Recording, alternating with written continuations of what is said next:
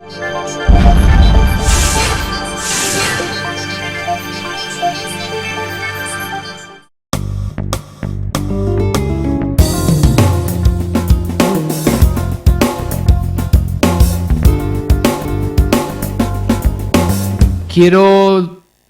transmitir que para mí es una oportunidad de estar aquí, por un lado porque me pone otra vez en contacto con mis raíces académicas, tengo mucho que agradecer a esta casa, senté aquí las bases de mi formación académica, cuando la vida laboral me generó nuevas inquietudes me acogió también nuevamente, cursé el máster de investigación, eso me llevó a realizar el doctorado. Y bueno, pues ahora estoy aquí en otra posición, ¿no? La última vez que estuve fue enfrente defendiendo mi tesis. Digo también que es una oportunidad para poder presentar ante un foro como este, donde es un foro muy particular, de un valor muy alto. Hay profesores, compañeros, técnicos del fútbol formativo. Un trabajo que día a día estamos haciendo entre todos. De hecho, hay dos compañeros que están aquí presentes, Ibai y Dani, que toman parte activa día a día de esta labor. Y por último, y quiero siempre agradecerlo, me da la posibilidad de trabajar y de aprender mano a mano con Julen, que vuelve a ser una referencia, ¿no? Una guía. ¿De qué manera me posiciono yo aquí? No como investigador hoy.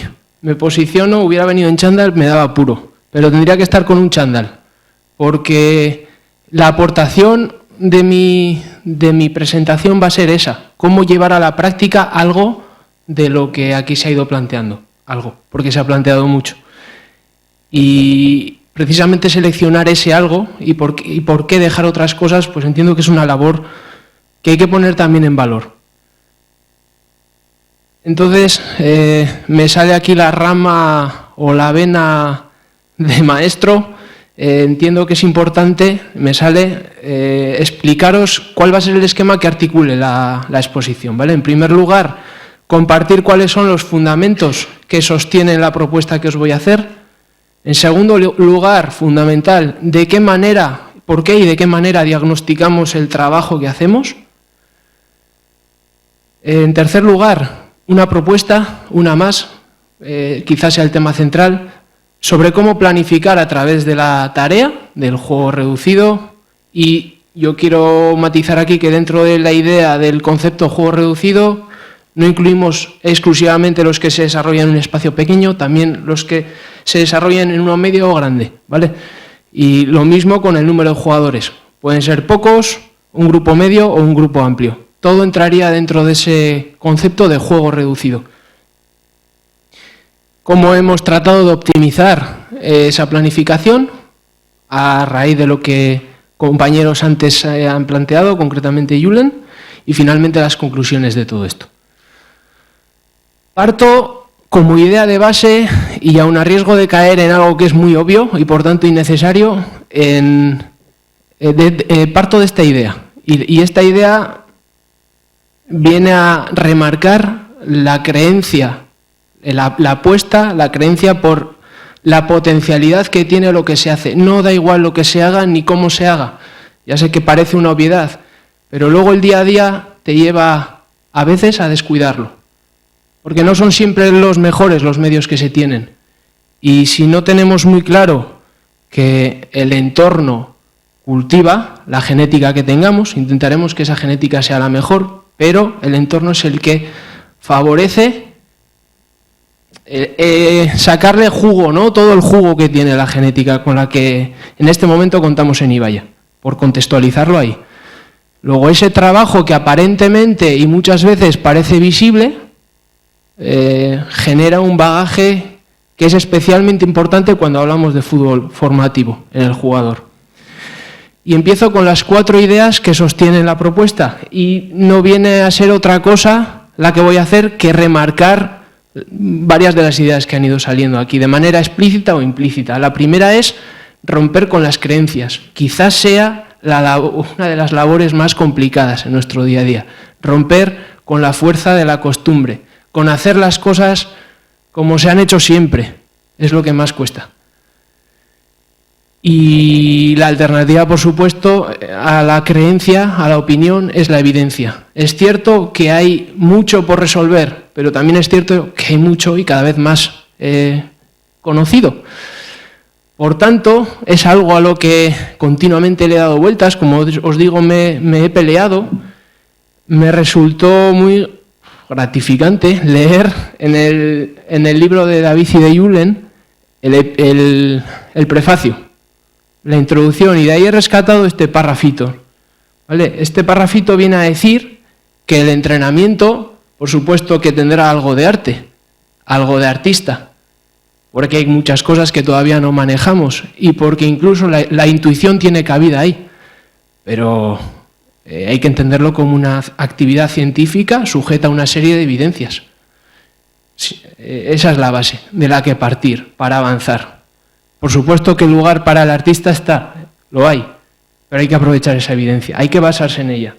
Segunda idea, la de calidad. Todos queremos que nuestro trabajo sea de alta calidad, pero esa calidad hay que asociarla a algo. ¿A qué la asociamos? Al principio de especificidad, que Javi nos enseñaba ya desde hace un montón de años. El entrenamiento tiene que ser específico. Lo que el jugador, lo que el deportista recibe en el entrenamiento tiene que ir acorde a lo que luego el juego le demanda. Pues es una buena forma de asociar calidad a especificidad. Por ejemplo, en el perfil, en las demandas físicas, que es de primera mano lo más fácil, ¿no?, de medir. ¿Qué me requiere la competición? ¿Qué me da el entrenamiento? En función de eso puedo decir si en términos de demandas físicas o fisiológicas ese entrenamiento, esa sesión tiene mejor o peor calidad. Javi comentaba hace nada que a partir de la experiencia que tiene como profesor en la Escuela de Navarra de Entrenadores, ve cómo sus alumnos echan muchas veces preferentemente mano de juegos reducidos. Yo la experiencia que tengo, después de diagnosticar una muestra del fútbol base alavés, es que todavía no estamos a ese nivel. O sea, lo que hay, remarco en naranja, es que menos de un tercio de los ejercicios que se destinan a enseñar fútbol utilizan duelos colectivos. Es decir, un rasgo, entendemos que imprescindible para enseñar lo que luego el juego requiere. Y llegó a mis manos hace unos pocos días, porque lo compartió así el autor, esta imagen de un estudio que parece que está en revisión, donde se compara el desempeño técnico-táctico, podríamos decir, de niños de sub-13, niños de categoría infantil, que viven en un entorno rural con los que viven en un entorno urbano, asociando al entorno urbano las academias, las escuelas de fútbol, y al entorno rural el fútbol de calle. Y lo dejó ahí, nos dará la solución en un tiempo, ¿no? Pero bueno, a mí se me encendió la bombilla y empecé a plantearme qué tipo de fútbol estamos enseñando, ¿no? Qué calidad estamos ofreciendo para enseñar el juego. O qué rasgos tiene que tener, qué rasgos tiene el fútbol de calle que deberíamos incorporar en las academias. O si el fútbol de calle supone hacer juegos reducidos. Habría que analizar ese tipo de juego de calle, ¿no? Bueno, él lo lanzó con esa idea, ¿no? Con la de darle vueltas. Yo le di esa vuelta. Y por supuesto es algo que vamos a tener muy, muy presente, ¿no?, a lo largo de toda la exposición. El tercer principio es entender, ha quedado clarísimo, la tarea como la principal estrategia de intervención del entrenador. Es el principal recurso que tenemos para enseñar. Y por supuesto que tiene que guardar unos rasgos específicos, propios, para que realmente se den transferencias positivas. Porque no todas las tareas generan los mismos efectos y a priori parece que, o la lógica nos lleva a pensar que aquellas que guardan mayor similitud con el juego son las que mejor enseñan. Y por último, necesario medir. Lo estamos viendo, medir para poder valorar. Incluso estando en el barro, medir para poder valorar con los medios que tengamos. ¿Qué medios tenemos? Os los presento muy rápidamente. el medir, el identificar el tipo de tareas. Os explicaré qué sistema categorial utilizamos, muy por encima.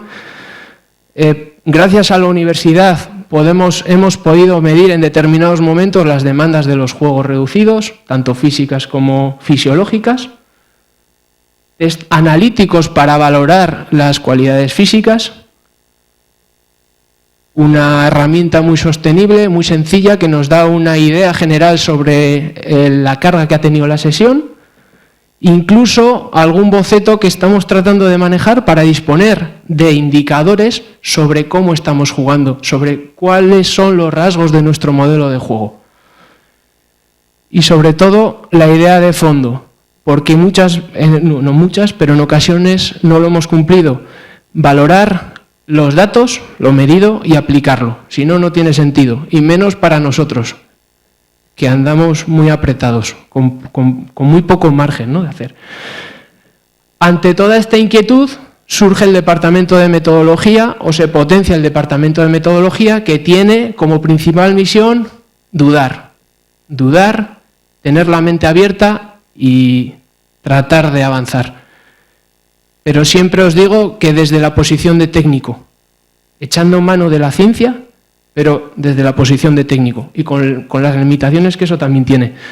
Pero con este claro propósito, el de operativizar lo que la ciencia nos da y hacerlo sostenible para poder implementarlo. Si no, no tiene sentido. Y la idea de fondo es reducir, en la medida de lo posible, efecto al azar. Quitarle, restarle protagonismo. Dejar cada vez menos cosas en manos de los dados, asumiendo que a día de hoy pues no nos queda otra, ¿no?, que asumirlo, pero vamos a ir reduciéndolo. Entonces, como muestra de cómo conjugar estos 4 principios metodológicos que os he planteado, cuando comenzamos, hace 4 años, todavía no teníamos configurado como tal el departamento de metodología, pero era algo que nos inquietaba. Teníamos que hacer otras muchas funciones, pero esta nos inquietaba. Teníamos presente esa idea de potenciar el entorno, ¿no? El primer paso fue, vamos a ver cómo de bien o cómo de mal entrenamos, con la idea de entrenar mejor. Pues, ¿cuál es el elemento para diagnosticar en primer lugar? El tipo de ejercicios que planteamos, donde tienen un protagonismo grande los juegos reducidos. Y, por tanto, habrá que medirlo. Vale, ya hemos identificado el elemento, vamos a configurar, a diseñar un instrumento para medirlo. ¿Cualquier instrumento? ¿El del artista? No, pues vamos a echar mano de las posibilidades que la ciencia nos da. Y es así como surge esta primera herramienta. Es el primer paso para poder avanzar. Es el primer paso que dimos que nos ha permitido dar otros muchos. Asumiendo que hay sistemas categoriales que nos permitirían afinar mucho más en el diagnóstico de esas tareas, pero no le puede restar a un entrenador excesivo tiempo sabiendo las condiciones en las que el entrenador vive. Por tanto, la prioridad es cuidar el entrenamiento, diseñar el entrenamiento. No le podemos pedir que invierta 1 hora en registrar el entrenamiento. Entonces, los 4 bloques categoriales son los que ahí veis, ¿vale? Todas las tareas las clasificamos solo de una manera, porque las categorías son exclusivas y mutuamente excluyentes, y en función de los rasgos estructurales que esas tareas tienen. De manera que un 3x3 en un 30x30 solo se clasifique de una única forma, pensando en la estructura que eso tiene, no en los objetivos o en los contenidos que se desarrollan, si no estaríamos perdidos, porque diferentes personas mediríamos de diferente manera una misma realidad. Por tanto, ese 30x30 con un 3x3 será un juego reducido, en un espacio reducido, con un número reducido de jugadores. Vale, pues las 4 principales categorías son las que aquí veis. La primera es la competición. Todo partido, sea oficial, sea de liga, de copa, amistoso. Ese sería el primer bloque, muy fácil de identificar. Se cumple el reglamento de manera exhaustiva.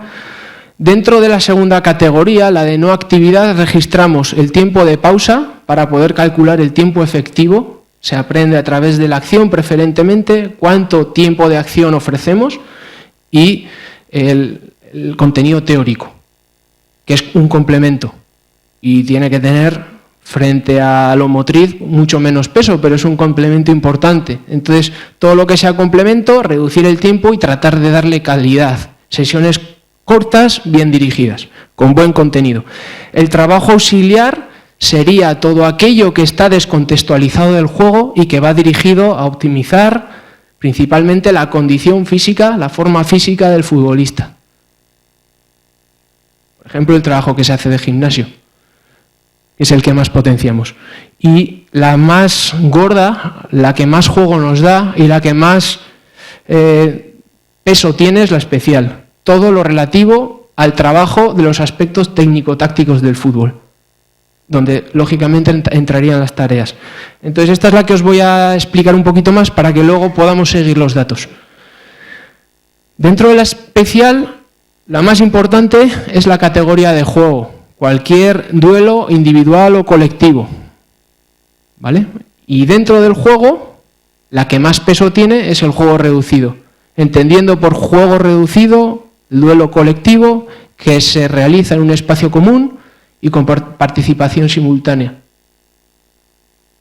De manera que ahí las variables que hemos acabado manejando, porque son sobre las que más evidencia hay y las que mejor sabemos por tanto manejar, son el número de jugadores que participan en cada juego reducido, que puede ir desde eliminando el 1 para 1 hasta el 3 para 3 serían grupos pequeños, del 4 para 4 al 6 para 6 serían grupos medios, del 7 para 7 al 11 para 11 serían grupos amplios. Con respecto al espacio relativo, 3 categorías. Menos de 100, espacios muy reducidos, de 100 a 200, reducidos medios, y más de 200, espacios no reducidos o amplios. Con respecto a la orientación del espacio, si el espacio no está orientado, si está orientado pero no polarizado o si está polarizado. Y por último, equilibrio. Equilibrio. ¿Cuántos comodines hay? Si el duelo está equilibrado o no. Y en relación a lo que planteaba Jaime, nosotros también hemos visto que la categoría equilibrio requería una reconfiguración. Al principio, siempre que había un comodín lo entendíamos como desequilibrio, ahora no. El número de comodines para catalogar la tarea como desequilibrio tendría que ser igual o superior al número de participantes de cada equipo. Si es un 4 para 4, a la mitad, perdón. Si es un 4 para 4, con 2 comodines entenderíamos que la tarea tiene desequilibrio. Vale. Y a partir de ahí, dentro del juego, hay otras opciones, como es el rondo, donde el espacio no es común, u otros juegos que no cumplen con los rasgos de los juegos reducidos. Por ejemplo, una situación de fútbol-tenis donde la participación no sea simultánea, sino alternativa, y el espacio tampoco. Dentro de los juegos reducidos, creamos una categoría que podríais asociar a la típica pachanga, que se suele ubicar al final del entrenamiento y que para nosotros es quizás la tarea, la categoría que más calidad nos da, que es la que más se asemeja al juego. Entonces, por definición, supone entrenar en un espacio amplio, con grupo amplio, con porterías y porteros y respetando el resto de reglas, no condicionando el juego. Y por último, tendríamos la animación. La animación es un tipo de juego reducido con unas características particulares, que son, sí o sí el espacio está polarizado, y la secuencia de posesiones se limita a un máximo de 2, tratando de iniciar la acción siempre de un mismo sitio, con el fin de replicar muchas veces una situación que nos interesa. Esas son las principales categorías del fútbol, ¿vale? Bueno, pues a partir de aquí solo queda echar mano de una aplicación que sea abierta y que nos permita reconfigurar en base a lo que nosotros queremos. Utilizamos el Sport Analyzer y a partir de ahí y de manera casera reajustamos los datos para generar el informe que queremos, ¿no? El que deseamos. Ahí tenéis un ejemplo de ello, luego lo veremos en mayor detalle, de manera que podemos tener una primera aproximación objetiva a partir de una medida sistemática de qué tipo de tareas hacemos para poder conocer realmente la realidad, a partir de ahí valorar y en último lugar intervenir, que es lo realmente interesante, intervenir con la idea de mejorar. Un ejemplo podría ser este. Hacemos informes cada 6 semanas, de manera que en una identifiquemos que uno de los cuerpos técnicos echa mano de manera excesiva de los espacios pequeños, sabiendo lo que ello puede generar. Bueno, eso nos permite afinar en el diagnóstico y poder intervenir, porque no vale la simple impresión, ¿no? Bueno, me parece que usa demasiados espacios pequeños, nos confundimos. Y a partir de ahí tenemos una radiografía del tipo de tareas que tenemos. Podemos definir cómo entrenamos, qué método, ¿no? ¿Qué método tenemos? ¿Qué es un método? La forma de entrenar. ¿Cómo se entrena? Con la tarea. ¿Qué tipo de tareas hacemos? Estas. De manera que aprovechamos de cada 10 minutos 9, más del 70% de lo que hacemos corresponde a la categoría especial, es decir, al fútbol. Tienen como objetivo principal los elementos técnico-tácticos del juego. Dentro del fútbol que hacemos, casi el 80% son situaciones que contemplan la oposición, sabiendo que el fútbol es un deporte de oposición y de colaboración. Y en cuanto a los juegos reducidos, excepto la variable espacio relativo, donde veis que la categoría más próxima al fútbol, es decir, los espacios mayores a 200, tienen menos peso por las limitaciones que tenemos, limitaciones espaciales. Bueno, veis que son preferentes aquellas que cumplen de manera más próxima a los rasgos del juego. Es decir, 2/3 de los juegos respetan la especificidad del juego. No son espacios reducidos, utilizan un grupo de jugador amplio, me da más riqueza táctica, y el espacio está polarizado, me da más riqueza táctica. Y a partir de aquí, un indicador que para nosotros es de calidad es este. Más de la mitad del entrenamiento que hacemos son situaciones de estas, cumplen estos rasgos: duelo colectivo, espacio común, participación simultánea. ¿Lo queremos llamar juego reducido? Sí, vale, juego reducido. Pero es mucho más que entrenar en espacios pequeños con poca gente. Es entrenar de esta manera. Bien, veis que la primera rueda, aquí están los objetivos metodológicos que nos planteábamos. La primera rueda marcaba como objetivo controlar la actividad deportiva, ¿no?, que se hace en una academia. Hacia eso ha ido dirigido este primer paso. El siguiente era, y este es el que dimos el año pasado, avanzar en cómo planificar y programar el proceso de entrenamiento. Y me meto de lleno con el título, ¿no?, de la ponencia, con el objetivo de la ponencia. Partimos de aquí, ya sabemos qué entrenamos, a través de qué tareas entrenamos. Y eso está bien. Entrenamos fútbol utilizamos el juego, no el balón, usamos el juego para enseñar el juego, pero ¿qué ocurre con lo condicional? ¿Qué ocurre con qué ocurre con lo táctico? Sería más interesante, pero todavía no sabemos medirlo, ¿no? Al menos como sabemos medir lo condicional. Es fundamental. ¿Qué ocurre con lo condicional? ¿Lo tenemos controlado? Pues nos aparecían unos dados enormes. No lo teníamos. ¿Por qué? Porque me parece. No. Ahora veremos por qué. Antes hay que justificar la necesidad de planificar y programar el entrenamiento y por qué hacerlo a partir de la semana. Entendemos que es la unidad de planificación más sostenible con el día a día, semana a semana. Es la mejor forma, entendemos nosotros, de planificar la carga. ¿La carga? ¿Qué carga? Pues no solo la física, también hay una carga o una demanda técnica o una demanda táctica. Y posiblemente puedan llevar dinámicas distintas. La carga física nos condiciona quizás más, la carga táctica también, y por consecuencia la carga técnica puede llevar un orden inverso.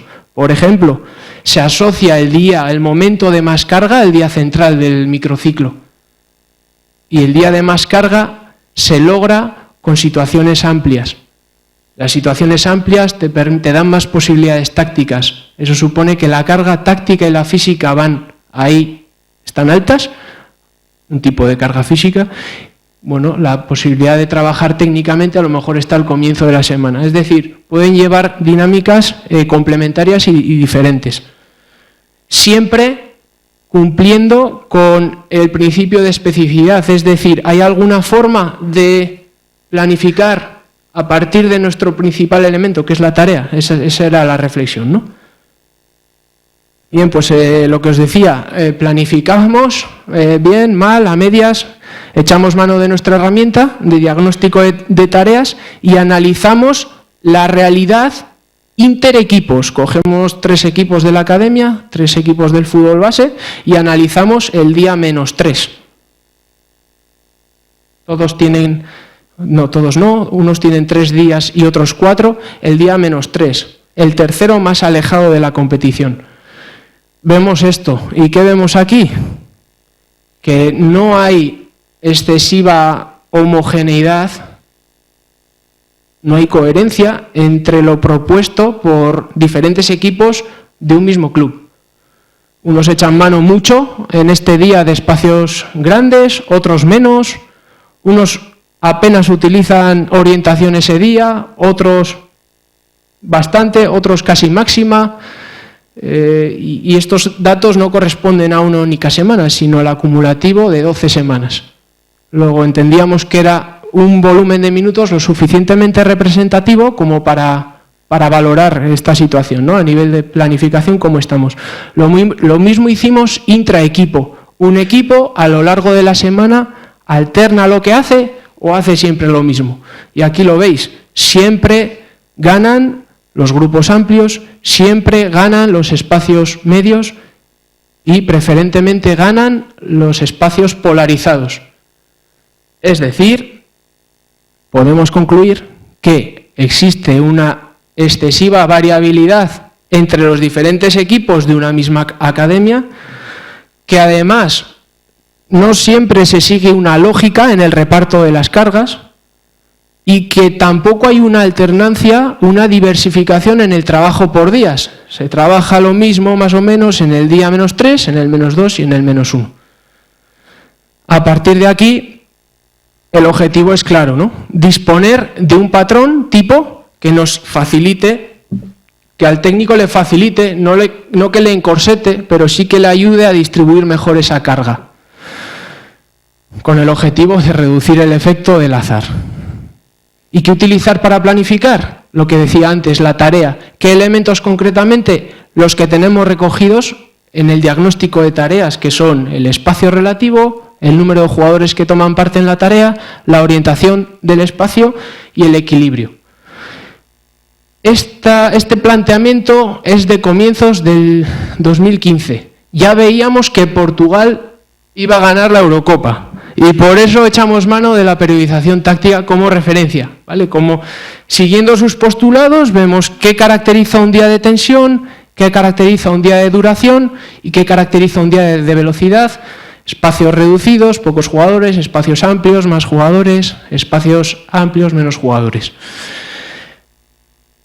Y bueno, el club se moja, nos mojamos y tratamos de concretarlo a partir de las categorías que tenemos. ¿Qué tiene que hacer un entrenador del Alavés que entrena un cadete y entrena el miércoles, el día -2? Pues tiene que diseñar tareas dirigidas a lo importante, a lo táctico, usando espacios grandes, entre 7 y 11 jugadores, porterías, porteros y equilibrio.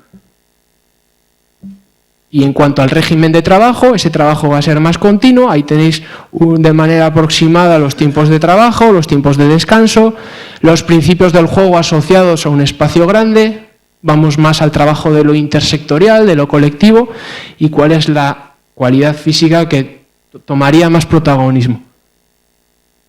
El tiempo de trabajo dedicado al trabajo, a esta dinámica especial de cada día, serían 2/3 de la parte principal, en torno a 50 minutos de trabajo.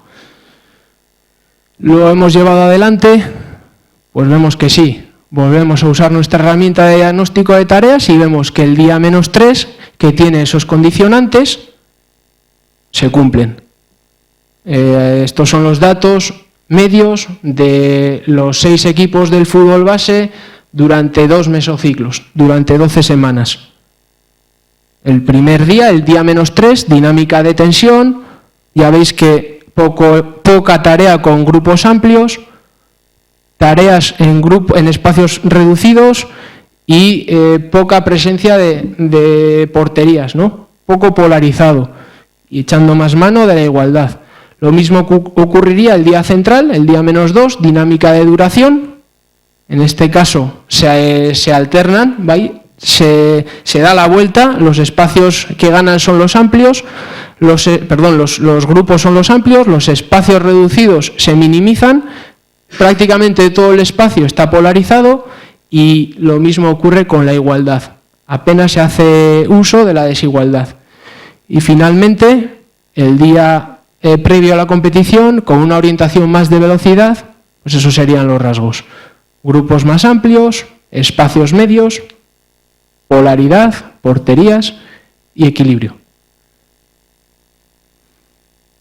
Hasta este punto podríamos decir que pues damos un salto, ¿no?, a la hora de planificar y de ordenar y alternar el trabajo a lo largo de la semana. ¿Cuál sería la siguiente labor a realizar? Tratar de darle progresión, no solo horizontal, sino también vertical, con la idea de sobrecargar, responder no solo al principio de especificidad y al de variedad, sino también al de sobrecarga, es decir, estimular preferentemente una de las cualidades físicas. Esa era la idea, ese era el propósito. Dirigir el trabajo a lo largo de un ciclo, en unos momentos hacia la resistencia, para que la resistencia se estimule, en otros a la fuerza y en último lugar a la velocidad. Y es así como, en colaboración con compañeros vuestros, compañeros que estaban enrolados en el programa de doctorado, pudimos llevar adelante una intervención que se caracterizaba precisamente por esto, por jugar con los diferentes formatos de juego, largos, dirigidos a estimular un tipo de cualidad, medios, otro tipo de cualidad, y cortos, el último tipo de cualidad, a lo largo de 6 semanas. De esta manera. Y no solo progresar, sino también sobrecargar, ¿vale? Es decir, la diapositiva número 27 de Julen, que comentaba antes, calcular el nivel 0 de cada uno de los equipos que intervienen para, a partir de ese nivel 0, poder progresarlo a un nivel 0+1. ¿De qué manera lo progresábamos? Pues si recordáis lo que Julen apuntaba, jugando principalmente con la duración de las repeticiones. ¿Vale? Esto, la idea sería saber qué efecto tiene, ¿no?, en el perfil de la semana, qué dibujo genera, qué dinámica de cargas supone. Bueno, pues echando mano de la primera de las variables, la distancia recorrida, que nos da pistas sobre cuánto es la carga de cada uno de esos días, podemos ver que si analizamos los metros recorridos, el total de metros recorridos en cada una de las sesiones, la que más volumen coge sería la -3, es algo interesante, esa sería la dinámica tradicional de las cargas, de más volumen a menos, de manera que el pico de intensidad asociado a la variable metros por minuto recaería en el día -2. Echando mano de la variable player load, que va asociada más a las aceleraciones y que correlaciona también con la variable distancia total, vemos que la dinámica es muy similar. Más volumen en el tercer día más alejado y gana intensidad en el siguiente día más cercano a la competición. Con respecto a la velocidad, en la línea que se ha apuntado aquí y que Javi destacaba, también nosotros vemos dificultades para estimular la actividad a alta intensidad, para lo cual proponemos cuñas de trabajo, siguiendo la nomenclatura del club, auxiliar, que pueda proporcionarnos con pequeñas dosis de calidad ese extra que nos faltaría para acercarnos a lo que la competición nos demanda. Es decir, tampoco nos encorsetamos en el juego reducido. Tratamos de ver las carencias que ellos tienen, las que están en nuestra mano, y tratar de compensarlas con un trabajo aislado. Y en cuanto a los diferentes rangos de intensidad, en cuanto a la distancia recorrida, veis que el día que más carga supone a este nivel sería el día -3 y el que menos el -1. En el -1 todos los rangos disminuyen y quizás el que menos lo hace es el de más alta intensidad, distancia recorrida a 19, lo que iría en consonancia con ese estímulo de velocidad que se busca en el día prepartido. Y finalmente, la segunda línea de trabajo que salía de esta intervención, la siguiente línea a explorar, iba en la línea de los efectos crónicos, en lo que esto genera a largo plazo en los cuerpos de los jugadores.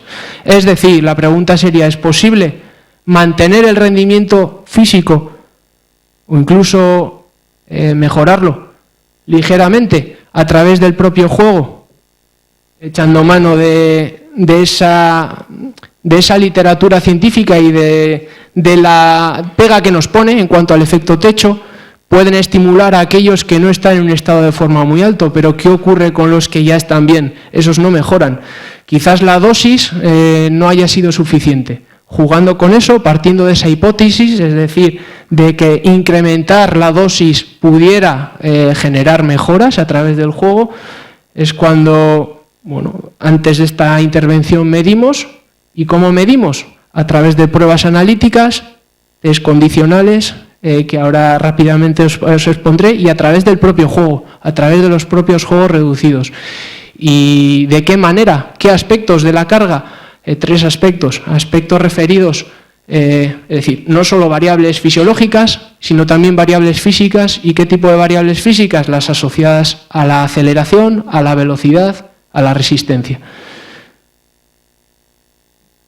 Estos fueron los test analíticos. En cuanto al de fuerza, SJ, CMJ y Abalakov, velocidad 40 metros, un T-test modificado, buscando hacerlo más específico al movimiento propio del futbolista, y el test de resistencia que propone Leyer-Boucher. Y en cuanto a los juegos reducidos utilizados como test, el 8x8 en un espacio amplio, el 4x4 en un espacio intermedio y el 2x2 en un espacio reducido. En cuanto a los resultados de las pruebas físicas, parece que los jugadores que intervinieron, que antes no lo he comentado, pero eran la plantilla del cadete A y del juvenil A, digamos que los dos equipos referentes del club que compiten en la más alta competición de cada una de las edades, vieron mejorada de manera global su forma física en cada una de las cualidades, tanto en fuerza como velocidad, como en el test de agilidad y de resistencia. Y de la misma manera pudimos ver que la faceta requerida especialmente por cada uno de los juegos reducidos, el número de aceleraciones en el caso del SSG2, la distancia total recorrida en el caso del juego reducido de 4x4, y la distancia recorrida a más alta intensidad en el caso del 8x8, también se vieron beneficiadas. Los jugadores desarrollaron más actividad en el post-test a la hora de jugar a estos 3 formatos de juego. De manera que la conclusión que podríamos sacar para nuestro día a día, vuelvo a incidir en dónde se contextualiza todo esto, es esta, es priorizar las tareas que van dirigidas a la enseñanza del juego, que entendemos es lo prioritario, sin descuidar o incluso sin renunciar a posibles mejoras en la parcela o en la dimensión condicional. Recapitulando, me gustaría destacar qué es lo que hemos conseguido. Por un lado, una manera de medir de modo sistemático las tareas. Segundo, poder priorizar la enseñanza del juego. Tercero, saber repartir de una manera más lógica las cargas partiendo del propio juego. En cuarto lugar, un mayor conocimiento de las demandas tanto físicas como fisiológicas de los juegos reducidos. Y por último, optimizar los test y operativizarlos, utilizarlos para conocer más sobre la realidad que estamos desarrollando. Y termino planteando las posibles líneas de mejora. Por un lado, relativas al al registro de tareas, nos queda mucho por conocer en cuanto a los efectos agudos de cada una de las tareas. En ello estamos identificando las variables que entendemos más representativas asociadas a cada cualidad física. En segundo lugar, el juego que comentaba Javi, ¿no? Jugar a conocer las demandas o la dimensión táctica de los juegos reducidos. En la línea investigadora iniciada o apuntada por Jaime Sampaio, o en la línea iniciada por nosotros a la hora de tratar de disponer de indicadores del modelo de juego con las herramientas que tenemos a mano, afinar el diseño del morfociclo a partir de conclusiones que hemos obtenido de la intervención realizada. De hecho, hay pequeños cambios que nos han permitido ajustar el de esta nueva temporada. Avanzar en cuanto a la progresión vertical de los contenidos. Alguno de nuestros equipos está implementando también esta progresión vertical. Y finalmente, intensificar el uso de los test físicos, para lo cual hemos dedicado años en establecer un protocolo y en identificar los test que entendemos más nos aportan. Como última conclusión, y vuelvo a la esencia de la charla, he hecho mano de uno de los bocetos de Bouchet con el que destaca la importancia de que lo que se investiga tenga impacto en la cancha. Para ello, por supuesto que partiendo de la evidencia, tenemos que buscar la forma de una manera sencilla pero no simple, implementar lo que unos u otros van avanzando. Muchas gracias por la atención y sin lugar a